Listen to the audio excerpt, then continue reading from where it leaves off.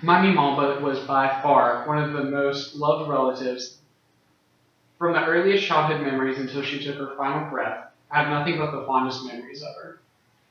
She played a vital role in my life, and how could someone who I spent almost every other weekend with growing up not play such a vital role?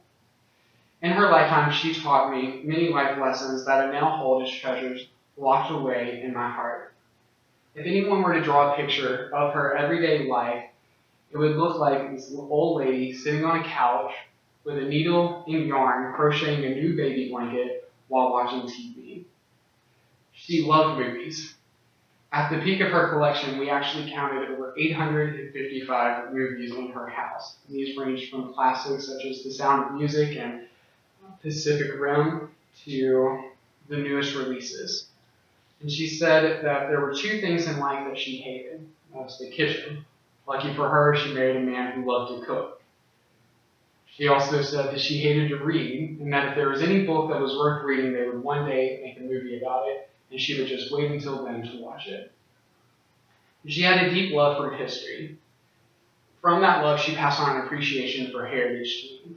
Growing up, I remember all the trips we would take, and they were about appreciating where we came from.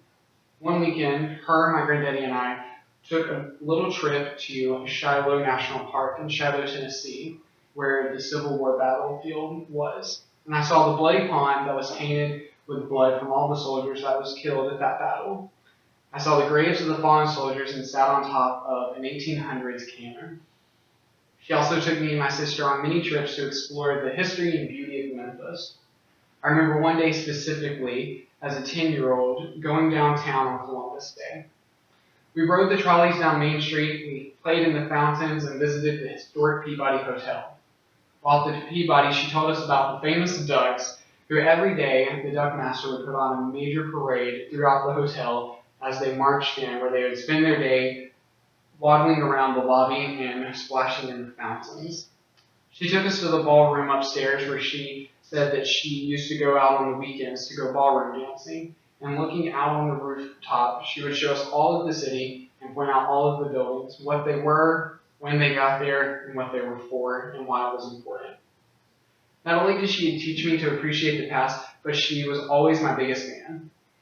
In elementary school, she would take off work just to come and sit in my class while we celebrated Grandparents' Day. We would eat and drink, and then I would get to leave school early because she was Mima and she could check me out if she wanted to.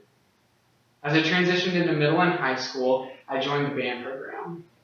My first day with my saxophone, she came over to the house for dinner.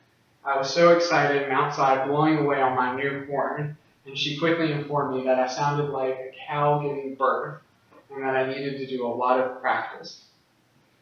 Eventually, I became a decent player and began playing in school concerts and competing around the state.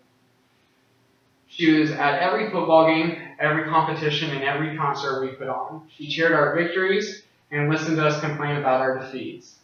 She even had a purse monogrammed with the words Meemaw's Band Kids, along with mine and my sister's pictures on it, to parade around her support. The day I decided to quit band because I wanted to focus on other areas of my life, I was so scared to tell her because I thought she'd be mad at me. But she was very supportive. Right before she passed away, I began getting involved in international mission trips. She was so proud for that, and my first trip was to India as a 15-year-old. She wrote letters to the family, sent emails, and even helped me raise my final $500.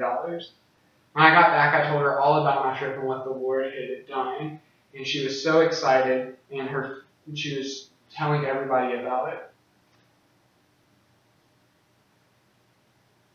Her health was declining, though, and she was in hospice care. And the night before she passed away, her nurse knew who I was because she had told her about how proud she was of me for going on mission trips. The night of her passing was the hardest thing to watch. I walked in right before she became unresponsive, and with tears in my eyes, I muttered the words that I love you. She forced the words out before closing her eyes. And I struggled that night, begging and praying that God wouldn't take her and that God would let her stay with us. But he chose otherwise. She was a great woman who I loved dearly. She taught me many things: to pursue my dreams, to slow dance, to appreciate the classics. And I know that she is in heaven now, and it is my hope that I have in my salvation.